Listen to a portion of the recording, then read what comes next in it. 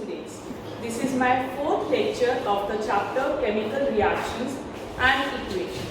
और आज हम करेंगे last type of the chemical reaction which is oxidation and reduction reaction. ये चार reactions हमने कर लिए हैं: combination reaction, decomposition, displacement reaction, double displacement reaction. और आज हम करेंगे oxidation and reduction reaction. These oxidation and reduction reactions, they are also called redox reaction. Redox, R-E-D means reduction, O-X means oxidation. तो इनको redox reactions इसीलिए बोलते हैं कि reduction और oxidation जो है हमेशा simultaneously होते हैं, साथ साथ होते हैं. अगर oxidation होगी तो reduction भी होगी. Now, what is the meaning of oxidation? Oxidation का मतलब है addition of oxygen और रिमूवल ऑफ हाइड्रोजन. और रिडक्शन का मतलब क्या होगा? That is addition of hydrogen और रिमूवल ऑफ ऑक्सीजन. ये आप कैसे याद रख सकते हो ऑक्सीडेशन और रिडक्शन का मतलब? मैं हमेशा साइड में एक छोटा सा टेबल बना लेती हूँ. O plus H. O का मतलब plus O minus H, not H, this is R, और this is minus O plus H. So now what is the meaning of oxidation? This is addition of oxygen or removal of hydrogen. What is the meaning of reduction? This is removal of oxygen or addition of hydrogen. तो यही हमारी oxidation और reduction की definition है. Oxidation, the addition of oxygen to an element or the compound is known as oxidation. Addition of oxygen or removal of hydrogen. जैसे अगर copper में oxygen add होगी तो ये क्या बन जाएगा? Copper oxide. तो यहाँ एडिशन ऑफ ऑक्सीजन हो रही है, इसका मतलब this is oxidation reaction. Reduction इसका रिवर्स हो जाएगा. यहाँ एडिशन ऑफ ऑक्सीजन थी तो रिडक्शन में क्या होगा? एडिशन ऑफ हाइड्रोजन और removal of oxygen, that is called reduction. जैसे अब हमारे पास ये बना कॉपर ऑक्साइड. कॉपर ऑक्साइड की अगर रिडक्शन हो जाएगी तो ये वापस क्या बन जाएगा? कॉपर. क्यों? रिडक्शन में क्या होता है? ऑक्सीजन की रिमूवल. तो ये बन जाएगा हमारा कॉपर प्लस वाटर.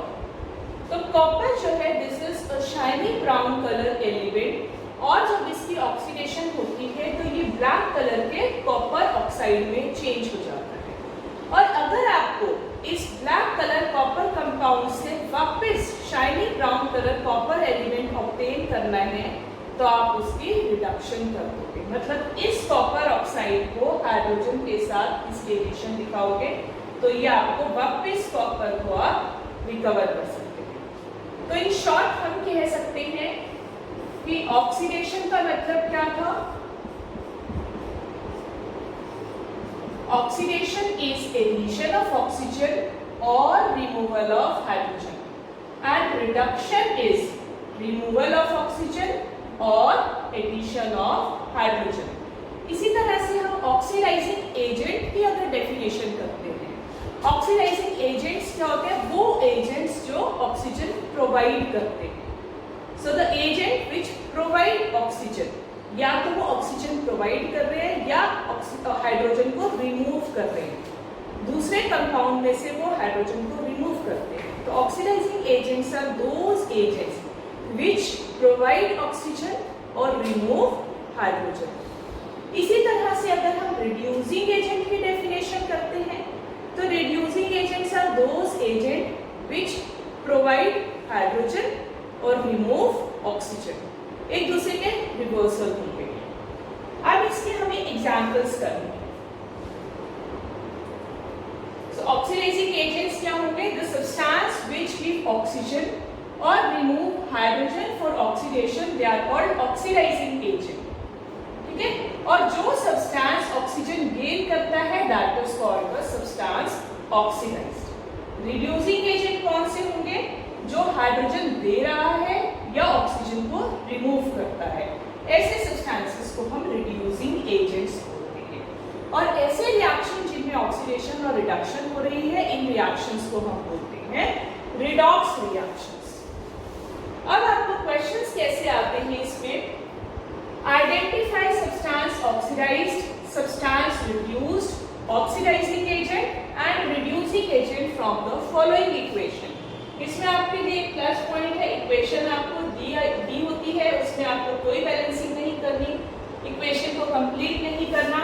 जैसे अगर आपको इक्वेशन दे रखी है CuO plus H2 give rise to Cu plus H2O, ठीक है। अब हमें क्या इक्वेशन दे रखी है इसके अंदर CuO plus H2, CuO plus H2, क्या मिला इससे हमें Cu plus H2। और आपको क्वेश्चन क्या दिया था, आइडेंटिफाई द सब्सटेंस ऑक्सीडाइज्ड, तो हमें क्या क्या चीजें पता करनी है इसमें, substance oxidised, substance reduced, oxidising agent and reducing agent. ये हमारा क्वेश्चन है। अब देखो हम कैसे पता करेंगे इसको। सबसे पहले फिर से आप यहां बना सकते हो OR plus O minus H minus O plus H। अब यहाँ एरो मार्क्स डालने हैं। कॉपर ऑक्साइड किसमें चेंज हो रहा है, कॉपर में, मतलब यहाँ माइनस O हो रहा है। और H2 किसमें चेंज हुआ, H2O में, मतलब यहाँ plus O, addition of oxygen. जब भी हम यहाँ लिखते हैं सब्सटेंसेस तो हम सिर्फ ये वाली साइड, रिएक्टेंट साइड में से लिखते हैं, प्रोडक्ट साइड में से आपको कुछ नहीं लिखना है। तो सब्सटेंस ऑक्सीडाइज मतलब addition of oxygen, plus O किसमें हुआ, प्लस O मतलब ऑक्सीडेशन, तो सब्सटेंस ऑक्सीडाइज हमारा हो गया H2। सब्सटेंस रिड्यूस मतलब माइनस O, माइनस O किसमें हुआ, CuO, तो ये सब्सटेंस रिड्यूस हुआ। उसके बाद ऑक्सीडाइजिंग एजेंट क्या था, जो ऑक्सीजन प्रोवाइड कर रहा है। तो अब यहाँ ऑक्सीजन कौन प्रोवाइड कर रहा है, कॉपर ऑक्साइड ऑक्सीजन दे रहा है, तो ये जो CuO है ये ऑक्सीडाइजिंग एजेंट है। और रिड्यूसिंग एजेंट क्या होते हैं, जो ऑक्सीजन रिमूव कर रहे हैं, जो अपने लिए ऑक्सीजन ले रहे हैं। तो कौन ऑक्सीजन रिमूव कर रहा है, H2 ने ही कॉपर ऑक्साइड से ऑक्सीजन रिमूव की, तो ये हमारे पास हो गया रिड्यूसिंग एजेंट। अब आप जब ये निकाल लेते हो कि कौन कौन से सब्सटेंस ऑक्सीडाइज रिड्यूस हो रहे हैं, तो इनको आपको वेरीफाई करने के लिए, चेक करने के लिए बहुत इजी मेथड है कि जो सब्सटेंस हमारा ऑक्सीडाइज हुआ, जैसे अगर हमारा H2 ऑक्सीडाइज हुआ तो दूसरा रिड्यूस होगा, H2 ऑक्सीडाइज हुआ तो ऑब्वियसली जो इसके साथ वाला है वो रिड्यूस होगा, H2 ऑक्सीडाइज तो CuO जो है रिड्यूस हुआ। और जो सब्सटेंस ऑक्सीडाइज होता है वो हमेशा एक रिड्यूसिंग एजेंट की तरह काम करता है। तो H2 सब्सटेंस ऑक्सीडाइज हुआ तो ये हमारा रिड्यूसिंग एजेंट है, और जो रिड्यूस होता है वो ऑक्सीडाइजिंग एजेंट की तरह काम करता है। अब इसकी दूसरी इक्वेशन है ZnO plus C, ZnO plus C क्या बन गया यहाँ पर, Zn प्लस CO। अब आप सब ये खुद एक बार ट्राई करो, I will give you 30 seconds to solve it, then you can check your answers. इसके अंदर आपको वही सब चीजें निकालनी है, I will write it on the board. Substance oxidised,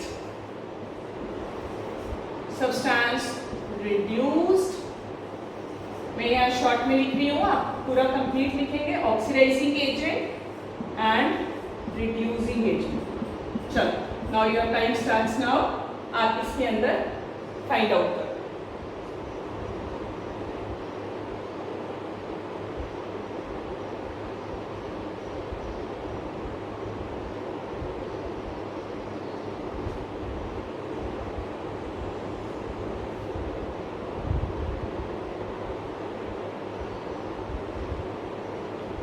I hope आप लोगों ने सॉल्व कर लिया होगा। तो इसके अंदर आप कैसे देखोगे, ZnO इसमें चेंज हुआ Zn में, और C किसमें चेंज हुआ, CO plus O minus H minus O plus H। ZnO से माइनस O हुआ और C में प्लस O। तो सब्सटेंस हमारा ऑक्सीडाइज कौन सा हुआ, प्लस O है किसके अंदर, C में, तो सब्सटेंस ऑक्सीडाइज हुआ हमारा C। सब्सटेंस रिड्यूस हुआ हमारा ZnO। ऑक्सीडाइजिंग एजेंट जो ऑक्सीजन प्रोवाइड कर रहा है, ऑक्सीजन कौन प्रोवाइड कर रहा है? ZnO। और रिड्यूसिंग एजेंट जो ऑक्सीजन को रिमूव कर रहा है वो है हमारा कार्बन।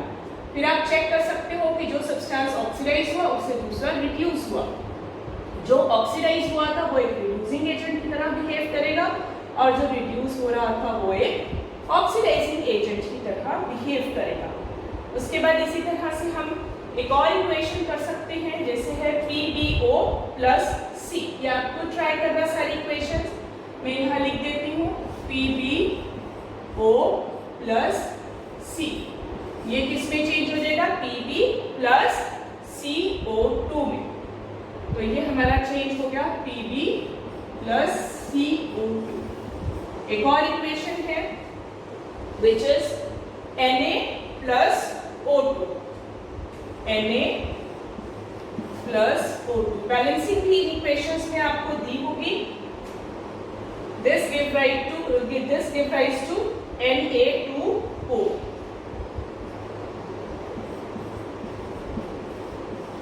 अब इस इक्वेशन में हम कैसे कर सकते हैं इसको सॉल्व? सोडियम किसमें चेंज हुआ? सोडियम ऑक्साइड में। तो यहाँ एडिशन ऑफ ऑक्सीजन हुई और ये ऑक्सीजन इसमें क्या चीज ऐड हुई है? मेटल ऐड हो गया। ठीक है, तो जब मेटल ऐड होता है तो उसको हम बोलते हैं रिडक्शन। आप यहाँ देखो सब्सटेंस ऑक्सीडाइज कौन सा होगा? जिसमें एडिशन ऑफ ऑक्सीजन हुई। तो सोडियम सब्सटेंस ऑक्सीडाइज है और हमारा सब्सटेंस रिड्यूस कौन सा हो जाएगा? ऑक्सीजन। क्योंकि रिडक्शन की एक डेफिनेशन ये भी आ जाती है कि addition of the metal is called reduction. अब ऑक्सीडाइजिंग एजेंट कौन सा होगा? जो ऑक्सीजन प्रोवाइड कर रहा है, और रिड्यूसिंग एजेंट जो कि ऑक्सीजन को एक्सेप्ट कर रहा है।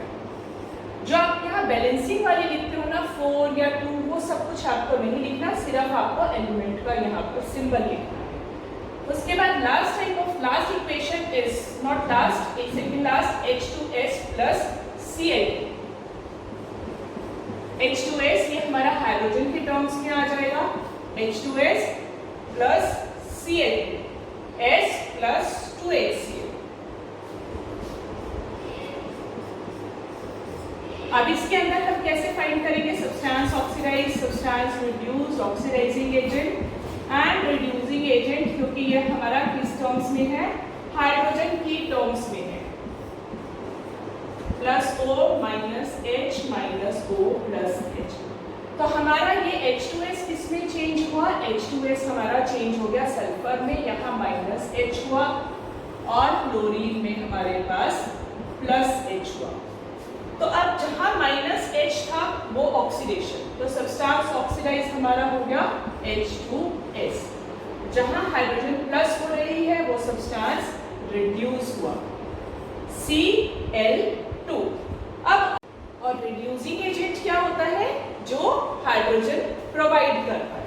तो अब यहाँ पर हाइड्रोजन कौन प्रोवाइड कर रहा है? हाइड्रोजन हमें H2S प्रोवाइड कर रहा है, और जो हाइड्रोजन रिमूव करता है वो है ऑक्सीडाइजिंग एजेंट। तो ये जो Cl2 है ये ऑक्सीडाइजिंग एजेंट हो जाएगा। तो फिर से आप यहाँ चेक कर सकते हो, सब्सटेंस ऑक्सीडाइज अगर हमारा H2S है तो दूसरा सब्सटेंस रिड्यूस होगा। ऑक्सीडाइजिंग एजेंट हमारा जो सब्सटेंस रिड्यूस हुआ था वो ऑक्सीडाइजिंग एजेंट है, और जो ऑक्सीडाइज हुआ था वो हमारा रिड्यूसिंग एजेंट है।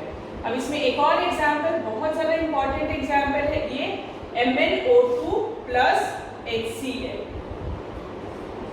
MnO2 + HCl। अब ये किसमें चेंज हो जाएगा? MnCl2 + Cl2, MnCl2 + Cl2 + H2। Substance oxidized, substance reduced, oxidizing agent and reducing agent। MnO2 यहाँ -O, HCl किसमें चेंज हुआ? Cl2 में। हम ये एरो H2O पर नहीं लेके जाते हैं क्योंकि वाटर एक बाय प्रोडक्ट की तरह निकलता है, तो यहाँ हम -H लेंगे। अब सब्सटेंस यहाँ पर रिमूवल ऑफ ऑक्सीजन हो रही है, so this is the substance reduced, जहां भी रिमूवल ऑफ ऑक्सीजन होगी वो क्या है हमारा substance reduced, MnO2 substance reduced, ठीक है। और यहाँ पर किस चीज की रिमूवल हुई, हाइड्रोजन की। अब आपने यहाँ पर देखा था कि -H का मतलब ऑक्सीडेशन, सब्सटेंस ऑक्सीडाइज हमारा कौन सा हुआ, सब्सटेंस ऑक्सीडाइज हमारा हुआ HCl। 4 नहीं लिखना, सिर्फ HCl। ऑक्सीडाइजिंग एजेंट जो ऑक्सीजन प्रोवाइड कर रहा था वो हमारे पास हो गया MnO2। और रिड्यूसिंग एजेंट जो हाइड्रोजन प्रोवाइड कर रहा था वो हमारे पास हो गया HCl। तो इस तरह से आप और भी एग्जांपल्स कर सकते हो, ठीक है। अब इसके बाद हमने एक क्वेश्चन ये कर लिया हुआ है कि एक शाइनी ब्राउन कलर एलिमेंट है, अगर हम उसको बर्न करते हैं, हीट करते हैं in excess of in air, तो ये ब्लैक कलर का हो जाता है। शाइनी ब्राउन कलर कौन सा होगा, कॉपर। ऑक्सीजन की प्रेजेंस में ये ब्लैक कलर के कॉपर ऑक्साइड में चेंज हो जाता है। And last topic of this chapter is effects of the oxidation reactions in our daily life. अब ऑक्सीडेशन रिएक्शंस के डेली लाइफ में क्या इफेक्ट होते हैं, 2 इफेक्ट्स हमें इसके करने हैं, एक कोरोशन और डेंसिटी।